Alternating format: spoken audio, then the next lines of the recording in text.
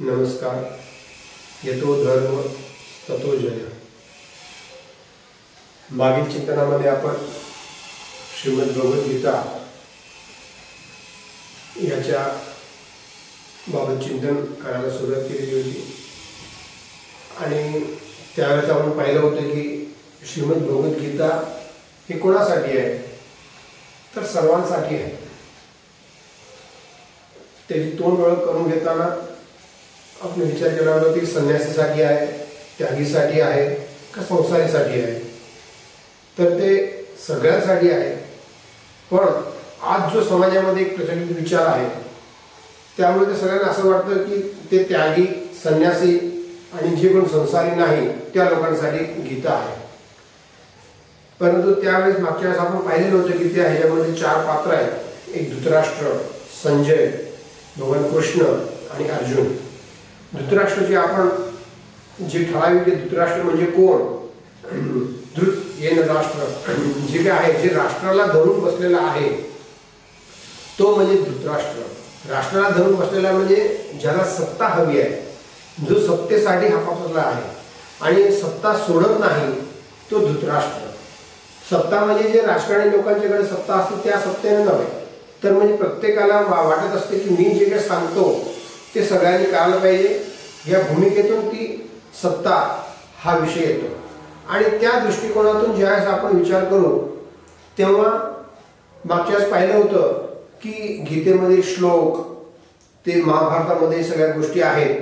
आणि त्या पुढचा आता आपण विचार करायचा झाला तर गीता हा कोणासाठी आहे तर आपण जे मागच्या वेळेस बोललो होतो की संसारीसाठी आहे. गीतेतील 4ही पात्र हे संसारी आहेत आणि लोकांना वाटतं की गीता ही फक्त हिंदू लोकांसाठी आहे. परंतु नाही, गीता ही हिंदू लोकांसाठी नाही आहे तर प्रत्येक मनुष्य मात्रासाठी आहे, प्रत्येक माणसासाठी आहे. कारण गीतेमध्ये इव्हन आपण म्हणतो गीता ही भगवंताने, भगवान कृष्णाने गायली आहे असं आपण म्हणतो असलो तर त्यामध्ये श्री भगवान वाच आहे, कृष्ण वाच नाही आहे. ज्या अर्थी भगवान वाच आहे त्या अर्थी मी ज्यांना भगवान मानतो आहे, माझं जे श्रद्धास्थान आहे त्यांनी माझ्या जीवनामध्ये कशा प्रकारे जगायला पाहिजे, कशाप्रमाणे जीवन व्यतीत करायला पाहिजे यासाठी एक कोड ऑफ लाईफ, एक जीवनाची संहिता कशी असावी ही जीवनाची संहिता त्या गीतेमध्ये जी सांगितलेली आहे आणि ते म्हणजे गीता, श्रीमद भगवद्गीता. आणि त्या भूमिकेतून ज्यावेळेस आपण म्हणतो की म्हणजे गीता हे धर्म ग्रंथ नसून एक जीवन ग्रंथ आहे. आज आपल्याला सगळ्यांना असं वाटते की जीवन म्हणजे काय, जन्माला आलो, शिकलो, मोठं झालो, लग्न केलं, मुलं झाली, मुलांची लग्न केली आणि नंतर नातवंडाची तोंड पाहिली किंवा नातवंडाची लग्न केली की जीवन संपुष्टात आलं. पद, प्रतिष्ठा, पैसा, माझ्याकडे ह्या 3 गोष्टी असल्या की नंतर मग जीवनामध्ये आणखीन पाहिजे काय. पण आपली भारतीय संस्कृती जी म्हणते आहे की पद, प्रतिष्ठा, पैसा, बाकी जन्मापासून ते मृत्यूपर्यंत जो कालावधी आहे तो एक स्वल्प विराम आहे. म्हणजे मृत्यूनंतर पण आफ्टर लाईफ हे जे काय आहे, डेथ आफ्टर लाईफ जी आहे ती वेगळी पूर्णपणे आपल्या संस्कृतीने मांडलेली आहे आणि ते सनातन सत्य आहे. आज आपल्या डोक्यामध्ये पाश्चिमात्य विचारधाराचं जे आपण हे म्हणतो की ते माइंडसेट इतकं झालेलं आहे आणि त्या माइंडसेटमुळं आपण आपली विचारधारा आहे ते आपण स्वीकारायला बऱ्याच वेळेला तयार नसतो. आणि त्या भूमिकेतून आपण श्रीमद भगवद्गीता गीता समजून घेण्याचा प्रयत्न करीत आहोत आणि त्या ह्याच्यात तो समजून घेण्यापेक्षा पण जी तोंड ओळख आहे ती आपण तोंड ओळख करून घेत आहोत. कारण समजावून सांगण्यासाठी माझी पात्रता नाही, मी त्यासाठी तितकं पात्र नाही आहे आणि त्यासाठी प्रत्यक्ष तोंड ओळख करून घेऊन आपण अभ्यास करण्याचा प्रयत्न करत आहोत. आणि त्या भूमिकेतून ज्यावेळेस आपण बघू तर गीता हे योगशास्त्र आहे. गीता योगशास्त्र आहे. योगशास्त्र कोणाला म्हणतात, योगशास्त्र का तर गीतेचा प्रत्येक अध्याय जो आहे, प्रत्येक अध्याय नंतर म्हणजे पुष्पावली जी दिलेली आहे त्या ह्याच्यामध्ये श्रीमद योगशास्त्र, श्रीमद गीता उपनिषदसु योगशास्त्र, ब्रह्मशास्त्र असं जे म्हटलेलं आहे. योगशास्त्र, आज योग हा शब्द आला की आपल्याला वाटतं की फक्त शारीरिक क्षमतेसाठी, सुदृढ राहण्यासाठी, निरोगी राहण्यासाठी हा योगाचा वापर आहे.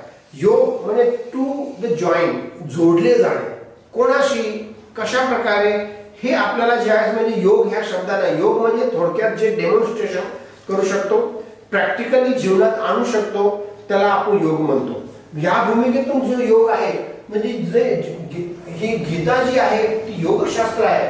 म्हणजे गीतेमध्ये जे काय शास्त्र सांगितलेले आहे, गीतेमध्ये जे विचार दिलेले आहेत ते जीवन जगण्यासाठी आणि जीवनामध्ये ते विचार उतरून त्याप्रमाणे जीवन जगण्याची प्रेरणा देणारे विचार आहेत आणि त्यासाठी ते योगशास्त्र म्हटलेलं आहे. आणि गीता हे संपूर्ण मानव जातीसाठी आहे. त्यानंतर गीता हे काय समजावते तर गीता मम धर्म समजावते. मम धर्म म्हणजे काय? स्वधर्म. स्वधर्म म्हणजे काय? आज आपल्याला धर्म म्हटलं की फक्त दिवा हार उपवास नंतर मग मूर्ती इतक्या पुरतच मर्यादित आहे. आणि काय म्हणजे आपण हे केलं, माळा फिरवली किंवा नंतर मग जाप जपले की आपण धर्मामध्ये किंवा आपला धर्म पुरे झाला इतकं म्हणतो. पण धर्म म्हणजे मनुष्य धर्म. गीतेमध्ये मनुष्य धर्म सांगितलेला आहे की प्रत्येक माणसाचा धर्म काय आहे. कारण बाकी जे काही आज आपण धर्म म्हणतो आहोत त्या ह्याच्यामध्ये उपासना सांगितलेली आहे. त्या ठराविक एखादी विचारधारा आहे, त्या विचारधारेच्या मध्ये उपासना कशी असावी त्याप्रमाणे ते उपासना सांगितलेली आहे. मला चांगलं मुस्लिम व्हायचं असेल तर मी कशा प्रकारे म्हणजे how to become a good Muslim, तर मग ते कुराणमध्ये सांगितलेलं आहे. मला चांगलं ख्रिश्चन व्हायचं असेल, how to become a good Christian, तर ते बायबलमध्ये सांगितलेलं आहे. त्यानंतर मला जर चांगला बुद्ध व्हायचं असेल, चांगला म्हणजे जैन व्हायचं असेल, चांगला शीख व्हायचं असेल, चांगला पण माणूस जर मला चांगला व्हायचा असेल तर हे कुठं सांगितलं असेल तर ते फक्त आणि फक्त गीतेमध्ये सांगितलेलं आहे. मम वर्तमान वर्तन्ते इति सा मनुष्यः. आणि त्यासाठी ती संपूर्ण मानव जातीसाठी आहे, संपूर्ण मानव समाजासाठी आहे. आणि मम धर्म समजावते, स्वधर्म समजावते. गीतेचा पहिला जो शब्द मागच्याच आपण म्हटला होता आपल्या हे धृतराष्ट्र उवाच. आणि तदनंतर म्हणजे काय? धर्मक्षेत्रे कुरुक्षेत्रे समवेता युत्सव, हे धर्म हा पहिला शब्द आलेला आहे. आणि नंतर मग शेवटचा जो शब्द आहे तो जे आहे यत्र योगेश्वर पार्थ, यत्र योगेश्वर कृष्ण, यत्र पार्थ धनुर्धरो, तत्र श्री विजयी भूती नीती मम. शेवटचा शब्द मम दिलेला आहे. पहिला शब्द धर्म आणि शेवटचा शब्द मम. म्हणजे धर्म मम, मम धर्म म्हणजे माझा धर्म काय आहे, स्वधर्म हे संपूर्ण गीतेमध्ये सांगितलेलं आहे. आणि त्या दृष्टिकोनातून ही गीता आपल्याला स्वधर्म समजावते. बाकी सगळ्या जे धर्मग्रंथ आहेत त्याची जयंती साजरी केली जात नाही. गीता हा एक असा धर्मग्रंथ आहे ज्याची 5000 वर्षापासून जयंती साजरी केली जाते. आणि ती जी जयंती आहे मार्गशीर्ष, आता मार्गशीर्ष पावना म्हणजे हे जे मार्गशीर्ष महिना आहे त्या 10व्या अध्यायामध्ये भगवंतांनी मार्गशीर्षाला आपली विभूती मांडलेली आहे. म्हणजे मासाहम मार्गशीर्षाहम, म्हणजे मार्गशीर्ष ही माझी विभूती आहे. आणि इतका श्रेष्ठ पवित्र महिना हा आहे. आणि त्या महिन्यामध्ये गीता जयंती आलेली आहे. आणि त्या दृष्टिकोनातून गीता ही जी आहे एक सुखदा आहे आणि मोक्षदा आहे. मोक्षदा कशी तर ज्यांना मोक्ष मिळवण्याची इच्छा आहे तर त्यासाठी जे जीवनाचा प्रवाह, जीवनाची पद्धत कशा प्रकारे असायला पाहिजे, जीवनामध्ये काय आवश्यक आहे ते आपल्याला गीता सांगते आहे. सुख मला पाहिजे असेल कुठल्याही प्रकारचं, इव्हन तो मला भौतिक सुख हवं असेल, सांसारिक सुख हवं असेल तर ते सांसारिक सुख कशा प्रकारे आपण मिळवायचं इन द सेन्स त्या सुखाकडे बघण्याचा दृष्टिकोन जर काही विकसित कोणी करत असेल तर गीतेचे विचार विकसित करतात, बाकी पक्ष नाही आहे. आणि त्या दृष्टिकोनातून गीता सुखदा पण आहे आणि मोक्षदा पण आहे. गीतेला प्रस्थान त्रयीमध्ये स्थान आहे. आता प्रस्थान त्रयी म्हणजे काय आहे की जे शंकराचार्यची पदवी, जे 4 पीठ आहेत किंवा ज्यांना शंकराचार्याची पदवी दिली जाते त्यासाठी सिलेबस असतो. जसं आपल्याकडं कॉलेजमध्ये किंवा अन्य ठिकाणी जे काही एखादी डिग्री दिली जाते त्या डिग्रीचा एक सिलेबस असतो. आणि तेवढं जर आपल्याला येत असेल ते आपण समजून उमजून व्यवस्थित केलं तर ते ठराविक एखादी PhD किंवा नंतर मग त्या होल्डर होऊ शकतात. त्या दृष्टिकोनातून शंकराचार्याची जी पदवी आहे त्या शंकराचार्याच्या पदवीमध्ये त्या 3 गोष्टी आवश्यक आहेत. आणि त्यामध्ये उपनिषद, ब्रह्मसूत्र आणि गीता ह्या 3चा पूर्ण अभ्यास ते पण आणि जीवनात उतरून समजून घेऊन प्रत्येक एक एक शब्दाचा अर्थ समजून घेऊन त्याप्रमाणे जर त्यांचा अभ्यास असेल, समजून जीवनात उतरण्याचा त्यांनी प्रयत्न केला असेल, तर त्याला ते शंकराचार्याची पदवी दिली जाते. आणि ते जे शंकराचार्याची पदवी सहजासहज कुणाला मिळत नाही आहे. मग ते ब्रह्मसूत्र, उपनिषद आणि गीता, ब्रह्मसूत्र आणि उपनिषदासोबत ते गीतेला तिथे घेतलेलं आहे. इतकं ते श्रेष्ठ महत्व आहे. म्हणून गीतेला प्रस्थान त्रयीमध्ये ते महत्वाचं आहे. आता गीता आपण जसं म्हटलं बघा, गीता मोक्षदा आहे, सुखदा आहे, त्याचप्रमाणे गीता एक मार्गदर्शक आहे, एक दिग्दर्शक करणारी आहे आणि एक दिशादर्शक आहे. आणि ते दिशादर्शक जे काय आहे ते त्यांनी दिशादर्शक कुणाला केलं, केव्हा केलं, कशासाठी केलं आणि त्यांना त्यांच्याकडनं काय प्रेरणा मिळाली. फक्त हिंदू पुरतं मर्यादित नाही आहे, तर संपूर्ण जगामध्ये ज्या ज्या लोकांनी गीताचा अभ्यास केलेला, फक्त वाचलेली नाही आहे, फक्त वाचून नव्हे पण गीतेचा ज्यांनी अभ्यास केलेला आहे, गीतेकडं आई समजून, आई मानून त्यांना ते समजण्याचा प्रयत्न केलेला आहे, त्या गीतेला कोणी काय काय म्हटलेलं आहे. तर अमेरिकन तत्वज्ञानी जे कवी आहेत थोरो, हे श्रेष्ठ अमेरिकन तत्व म्हणजे फिलॉसॉफर आणि कवी होऊन गेले. ते एकदा जंगलात बसले होते आणि जंगलात बसले असताना त्यांनी सांगितलेलं आहे की गीतेच्या 16व्या अध्यायापासून जे ते फारच प्रभावित झालेले होते. तिथं जे बसला असताना त्यांना एक शिष्य आला. शिष्याने म्हटले, तुम्ही एकटे बसलेले आहात? तर ते म्हणले, I am not alone, my mother Gita is with me. कारण आणि गीतेमध्ये जे 16व्या अध्यायामध्ये ते जे दैवी गुण सांगितले, अभयम सत्व संशुद्धी, त्यामध्ये अभय हा पहिला गुण जो सांगितला आहे की गीताचा अभ्यास केल्यामुळे गीता माझ्या सोबत आहे, सर्वस्व चाहन रसनिविष्टो, भगवंत माझ्या सोबत आहे, हा विचार ज्यावेळेस दृढ होतो त्यावेळेस माणूस अभयाकडे वळायला लागतो आणि त्याला ती भीती वाटत नाही. हे कोणी सांगितलं? थोरोने सांगितलं त्याच्या शिष्याला. आणि हे थोरो कोणी होते? अमेरिकन. त्याच्याकडे बायबल नव्हतं का? होतं. ते पण बायबल असताना त्याच्याकडे ते तत्वज्ञानी आणि कवी होता. थोरोचा शिष्य इमर्सन, हा पण इमर्सन एक फार मोठा, कारण आता जे अमेरिकेमध्ये पूर्णपणे जी विचारधारा आहे, लिबरलिझम आहे, ते इमर्सनच्या विचारधारेची आहे. आणि इमर्सन हा मोठा अमेरिकन फिलॉसॉफर आणि थिंकर होऊन गेलेला आहे. आणि ते इमर्सन ते मोठा थिंकर आणि इमोशन जे आहे ते तो म्हणतो की काय म्हणतो, माझा इष्टदेव जर कोणी असेल तर तो एकच आहे, तो म्हणजे श्रीमद भगवद्गीता. हा इमर्सन म्हणतो. हा इमर्सनला पण नंतर मग थोरो शिष्य थोरो कडून त्याला श्रीमद भगवद्गीतेचे त्यांनी पुस्तक म्हणजे ते ग्रंथ हे भेट दिला गेला होता. इमर्सनने त्यामध्ये अभ्यास केला आणि त्यानंतर मग त्यांनी गीतेचं महत्व समजावून सांगितलेलं आहे. तदनंतर Warren Hasting, first governor general of India, हा जो आहे 1857 मध्ये ज्यावेळेस तो आला त्यावेळेस त्यांनी गीता ही नेमकी काय आहे हे समजावून घेण्यासाठी त्यांनी त्याचा जो शिष्य आहे, मग त्यासोबती जो होता त्याचा म्हणजे असिस्टंट चार्ल्स विल्किन्स, ह्या असिस्टंटला त्यांनी काशीला अभ्यास करण्यासाठी पाठवलं. आणि अभ्यास करून आला म्हणजे 6 वर्ष संस्कृतचा. का? तर गीतेचं अंग्रेजीमध्ये इंग्लिशमध्ये भाषांतर करण्यासाठी त्यांनी तिकडे पाठवलं. तो इंग्रजीमध्ये म्हणजे संस्कृत शिकला, तदनंतर त्यांनी भाषा इंग्रजीमध्ये प्रथम भाषांतर केलं. आणि भाषांतर ते केल्यानंतर मग जो हा चार्ल्स बिल्किन जे आहे की वॉरेन हेस्टिंग म्हणतो आहे, तो काय म्हणतो की माणसाला उन्नतीच्या शिखरावर जर जायचे असेल तर गीता हा एकच पर्याय आहे. हे गीतेचा अभ्यास करून म्हणजे आपला हा वॉरेन हेस्टिंग म्हणतोय की आज आपल्याला प्रत्येकाला उन्नतीच्या शिखरावर जायचे आहे. फक्त पैशाच्या नव्हे, उन्नती म्हणजे पैशाच्या स्वरूपात नाही, ती ग्रोथ आहे, पैसा जास्त असेल तर. पण उन्नतीच्या विचाराच्या उन्नतीच्या शिखरावर जायचं असेल तर फक्त आणि फक्त गीता हा एकमेव पर्याय आहे, बाकी कुठले नाही, हे वॉरेन हेस्टिंग म्हटलेलं आहे. आणि तदनंतर म्हणजे येतात ते कोण आहे तर थॉमस कार्लाइल, तो इंग्लंडचा थिंकर आहे.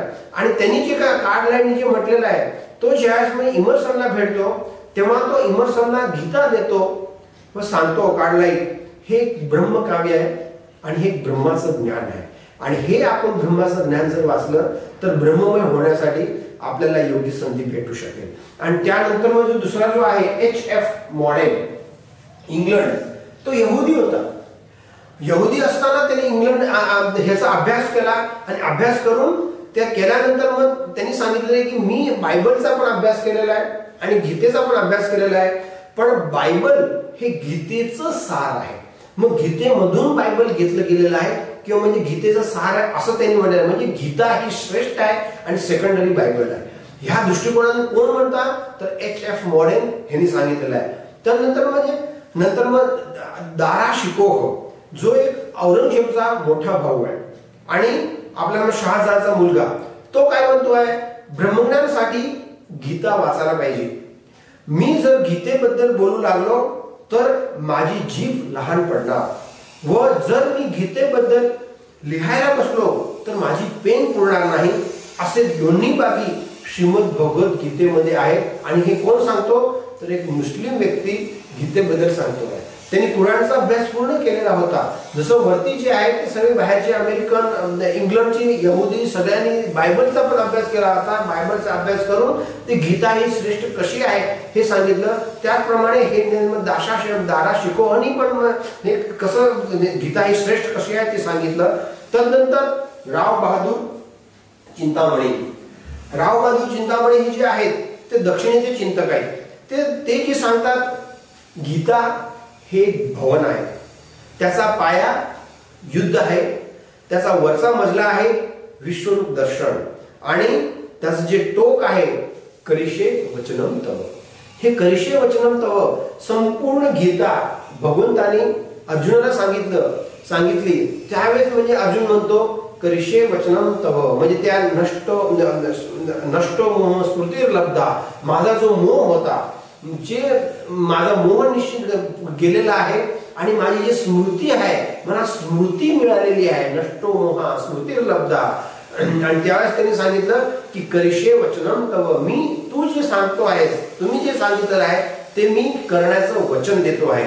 आणि तदनंतर हे कोण सांगतात राव बहादूर चिंतामणींनी हे सांगितलेलं आहे की म्हणजे गीता हे एक भवन आहे. नंतर त्याचा पाया युद्ध आहे आणि त्याचा वरचा मजला जो आहे विश्वरूप दर्शन आहे. त्यानंतर साहित्य सम्राट बंकिम बापू यांनी जे एक सांगितलं, त्यांनी एक पुस्तक त्यांनी सांगितलं गीता हे एक असं पुस्तक आहे ज्यामध्ये ज्ञान, कर्म आणि भक्तीचा समन्वय आहे, ते म्हणजे गीता. म्हणजे साहित्य सम्राट बंकिम बापूने सांगितलं की म्हणजे हे ते आहे.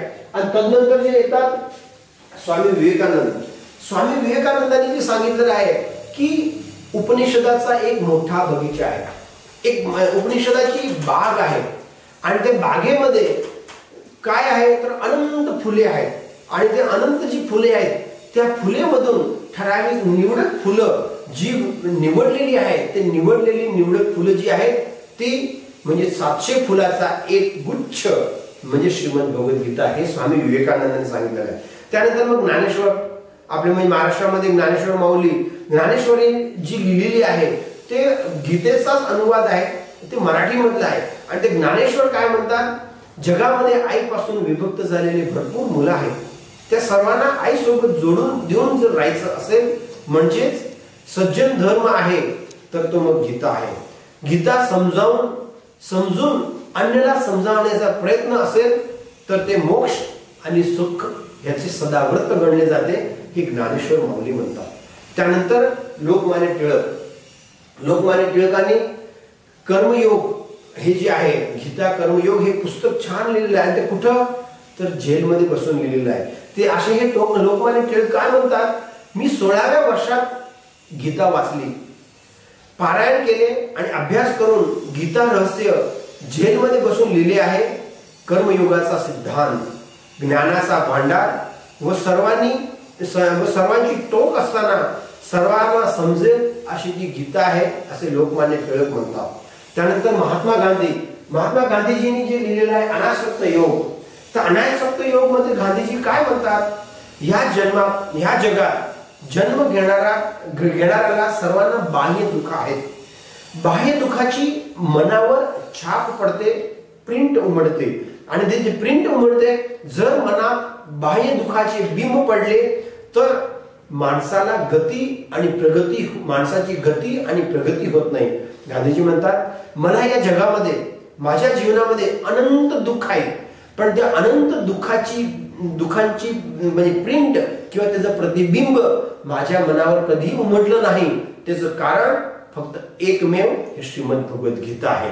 आणि त्याची कुठलीही असर झाली नाही. कारण की आपण जे माहिती आहे की अहिंसाचा पुजारी म्हणून जे संपूर्ण महात्मा गांधी आणि आपलं म्हणजे परमपिता जे आपण म्हणतो आहोत, मग ते गीतेचे किती हे होते आणि त्यांनी ते संपूर्ण राजकारण म्हणा किंवा त्यावेळेस मग त्याच्या किती त्याच्या विरुद्ध बोललं गेलं होतं, परंतु त्यांनी गीताचा अभ्यास केला असल्या कारणानं आणि गीता पचवली असल्या कारणानं ह्या ज्या सगळ्या गोष्टी ते सांगितले. त्यांनी तेच एकमेव कारण आहे की मनावरती इम्प्रिंट होऊ नये. कारण जर नाही झालं, दुःखाचं इम्प्रिंट न व्हायचं नसेल तर गीता हे एकमेव साधन आहे.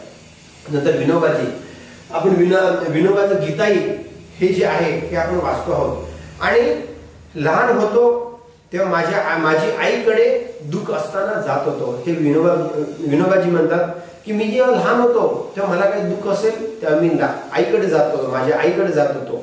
पण आता माझी आई नाही आहे, परंतु आता जर मला काही दुःख असेल तर माझी आई ही गीता आहे आणि ही गीताई ही दुसरी माझी आई आहे, ती म्हणजे गीताई. हे असं विनोबाजींनी म्हटलेलं आहे.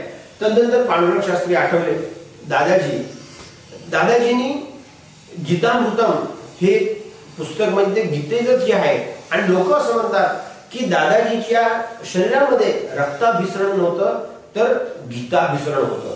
संपूर्ण गीतेचं जे काय आहे संपूर्ण त्यांनी पचवलेली होती. कर्मयोग म्हणून संपूर्ण जीवनात उतरून प्रत्येक माणसापर्यंत पोहोचून त्यांनी हे कर्मयोगाचा सिद्धांत जो होता तो सांगितलेला आहे. आणि दादा सांगतात की रक्ताभिसरण नव्हे तर हे दादाने जे सांगितलेलं आहे रड मा र ड मा, गीतेमधून आपल्याला 3 अक्षर घ्यायचे आहेत. ते म्हणजे र म्हणजे मी रडणार नाही, कुठल्याही कसल्याही परिस्थितीत मी रडणार नाही.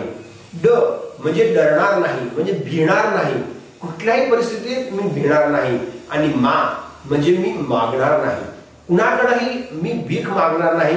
माझं जे अस्मिता आहे, माझी जी तेजस्विता आहे, माझी जी तत्परता आहे आणि माझं जे स्वाभिमान आहे त्याला मी कधीही धक्का लागू देणार नाही.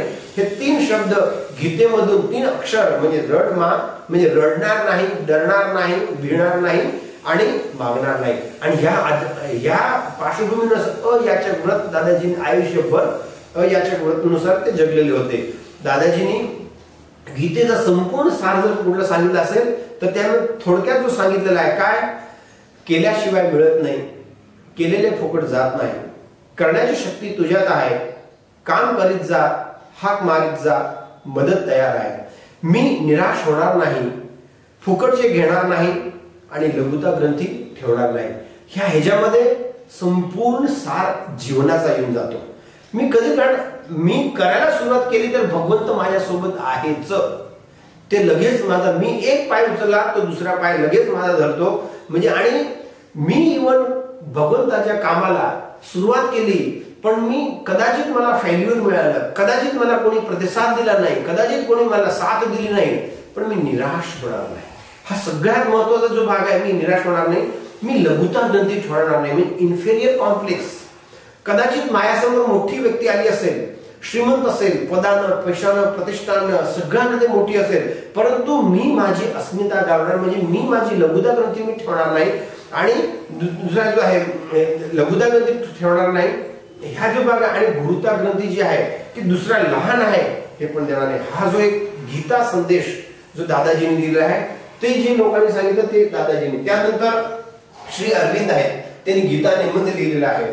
श्री काका कालेलकर आहे, त्यांनी गीता धर्म लिहिलेला आहे.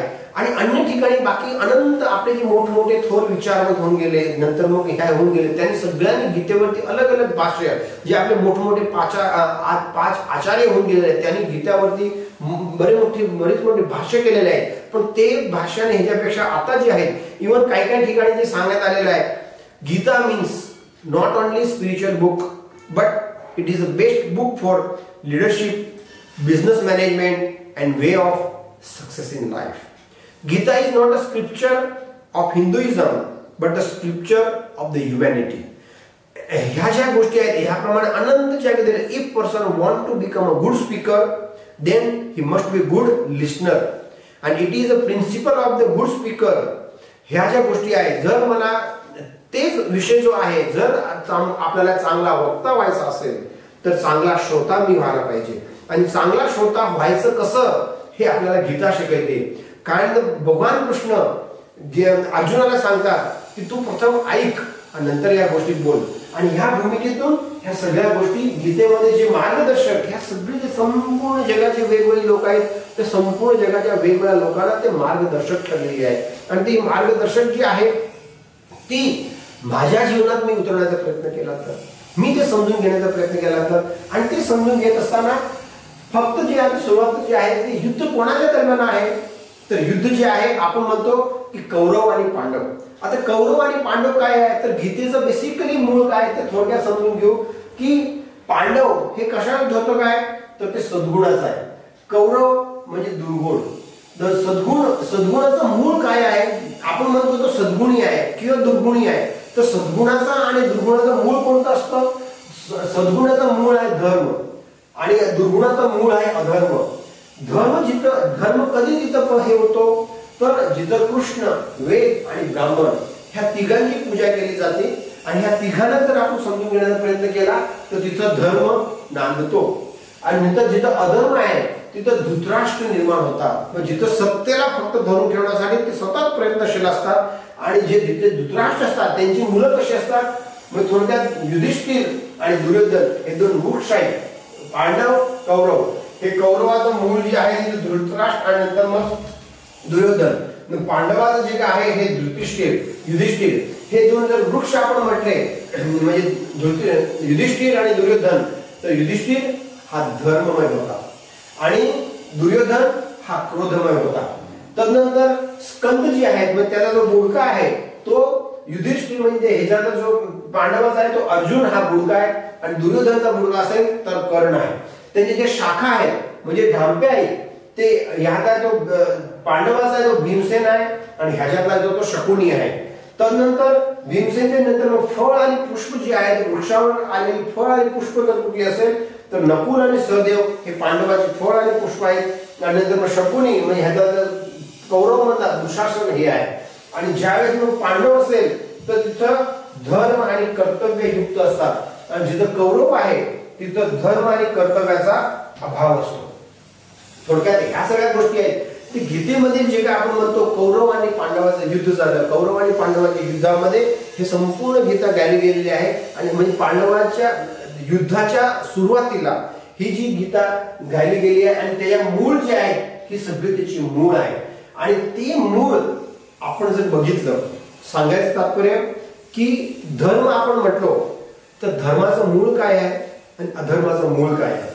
आज धर्म म्हटले की बाकी सगळ्या गोष्टी फक्त आपण म्हणजे ह्या करत असतो, उपासनाबाबत करत असतो, परंतु प्रत्यक्षात धर्माचा अर्थ हे आपण समजून घेण्याचा प्रयत्न करत नाही. आणि मला काहीतरी हे वाचलं तर मला काहीतरी मिळेल, मला काहीतरी भेटेल इतका पुरता फक्त विषय येतो आणि त्यामुळं आपल्याला नेमका धर्म पण समजत नाही आणि त्यातनं आपल्याला काही मिळू शकत नाही. तर त्यासाठी मागच्या वेळेस आपण जे भीष्म पर्व, त्या भीष्म पर्वामधील अध्याय 25 ते 42 हे त्यात गीता सांगितलेली आहे. मागच्या वेळेस थोडंसं चुकलेलं होतं म्हणजे दुरुस्ती आपण करून घेऊ की अध्याय 25 ते 42 इथं 6वा जो पर्व आहे तो भीष्म पर्व आणि त्यामधील अध्याय 25 ते 42 मध्ये गीता सांगण्यात आलेली आहे. आणि हे जे गीता सांगितली त्या दृष्टिकोनातून जर इतक्या मोठ्या लोकांना गीता मार्गदर्शक ठरत असेल तर मला ठरणार नाही का.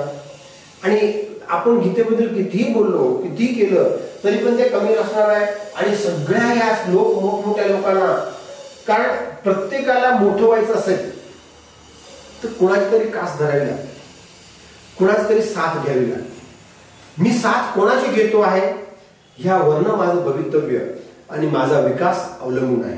काही काही लोक पुढारी, भ्रष्ट नेते किंवा अनेक लोकांचे घेतात, पण आपली जी संस्कृती म्हणते तुम्ही कोणाची कास धरणार, कोणाची साथ स्वीकारणार, तर जे तुम्हाला योग्य दर्शन देणार, योग्य दिशा दाखवणार आणि योग्य दिग्दर्शन करेल तर ती फक्त एकमेव गीता आहे. आणि ते एकमेव गीताचा जे